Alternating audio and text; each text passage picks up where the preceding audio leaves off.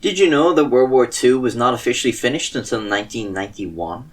Although the war was declared over in 1945, a German state government effectively did not exist to accept a peace treaty, and the US retained a state of war which allowed it a legal basis to keep troops in Western Germany leading into the Cold War. It was only in 1991 when the treaty on the final settlement with respect to Germany, or the 2+4 agreement, was made effective.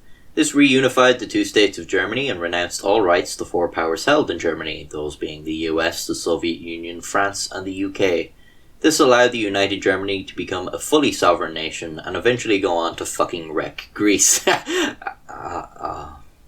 And yet, to say World War II didn't end until 1991 is definitely going out on a technicality. It's an example of a war extended by diplomatic irregularity. These are wars that are over but weren't officially ended with a peace treaty until much later, so the belligerents are still in a state of war with each other, they're just no longer fighting. Examples of this include Andorra and the German Empire still being in a state of war 40 years after World War I, because Andorra just wasn't invited to the Paris Peace Conference. The First Gulf War was ended with a ceasefire in 1991 rather than a peace treaty, so the coalition forces controversially used the technically continued state of war as an excuse to provide legal basis for the invasion of Iraq in 2003. Another classic example includes the autocratic state of Qxer and Logitech, whereby the shift key on the keyboard I bought from them has to be pressed really hard to actually register a key press. It's very annoying, but I'm not actually arsed to seek any form of recourse, so the war rages on. Today, I'm going to be looking at one of the longest extended wars in history, which technically went on for over 2,000 years, despite the actual fighting only taking place over the course of 3 years. And yes, the war did eventually have an official ending, so it counts. This is the Third Punic War. The Third Punic War was the last in a series of wars, or to be dramatic, a trilogy of wars between the Roman Republic and the Carthaginian Empire. The term Punic comes from the Latin word Punicus, meaning Carthaginian. The more astute among you can probably guess the outcome of these wars based on the fact we do not know them as the Roman Wars in the Punic language. The Carthaginian name for the conflicts does not survive any records. Before the First Punic War in 264 BC, the Carthaginian Empire was the dominant power of the Western Mediterranean. The Roman Republic was fast expanding, but it lacked the naval prowess of Carthage, which is important as they're separated by the sea. The First Punic War started in Sicily, which was partly controlled by the Carthaginians. Two smaller factions had a scuffle, which isn't worth going into. It would get too complicated. Just don't think about it. Carthaginians came to the aid of one faction. The Romans really didn't want to help the other faction, but they also didn't want to see Carthage expand its power in Sicily. And after a lengthy debate in the Senate, they said, "Fuck these Carthaginians." Some of the war was fought on land, but the Romans, of course, had famously effective infantry, so the Carthaginians said, "Fuck this shit, I'm out," and took to the sea to utilise their vastly superior navy. Here they beat the Romans until the Romans put large hinged bridges on their ships to allow their infantry to board the enemy ships. In 241 BC, Carthage signed a peace treaty ending the war by agreeing to evacuate Sicily and pay Rome war indemnity. In 218 BC, the Second Punic War started after the Carthaginians took a city in Spain that the Romans had been eyeing up. This is the one where the great general Hannibal led his army over the Alps with the war elephants. Although he was able to crush the Romans in many battles, he lost his only siege engines in the Alps and was unable to take the city of Rome. He fought on until 201 BC when he convinced the Carthaginians his efforts were pointless and to accept peace.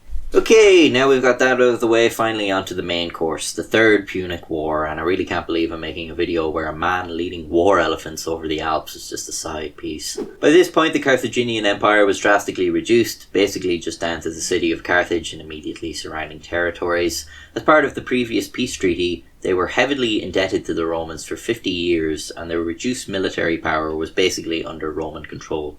You see, they had to ask the Romans for permissions to do anything with their armies. They had a lot of border conflicts with Numidia, which they had to resolve through the Roman Senate, and because Numidia was a Roman ally, Carthage was almost always ruled against. So really, the Romans just had these guys fucked. Rome's population has risen so high that keeping everyone fed was becoming an issue. Carthage had good farmland and it was relatively close, so the Romans were probably licking their lips. Senator Cato was said to have ended all his speeches with the phrase, "Moreover, I am of the opinion that Carthage should be destroyed." Didn't matter what subject she was talking about, that was disclosure for everything. Just gonna slip that in there. In 151 BC, Carthage had fully repaid its debt to Rome. The Carthaginians took this to mean the other conditions of the treaty no longer applied, so when the Numidians invaded again, this time they sent out a large military force to deal with them, without asking for Rome's permission. Not only did they lose against the Numidians, being forced into another 50-year debt, but the Romans also declared war, stating that the Carthaginians had broken the peace treaty by taking military action without their leave. If you've ever played a grand strategy game, this is the point where you're like, uh-oh.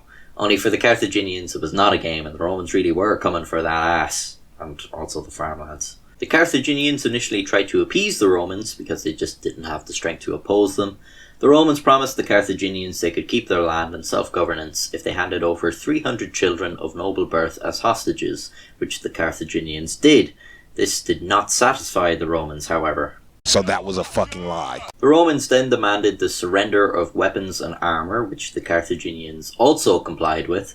Then the Romans said they were just going to burn the city and it would just have to be rebuilt further inland, which was not at all reasonable, but the Romans just needed an excuse.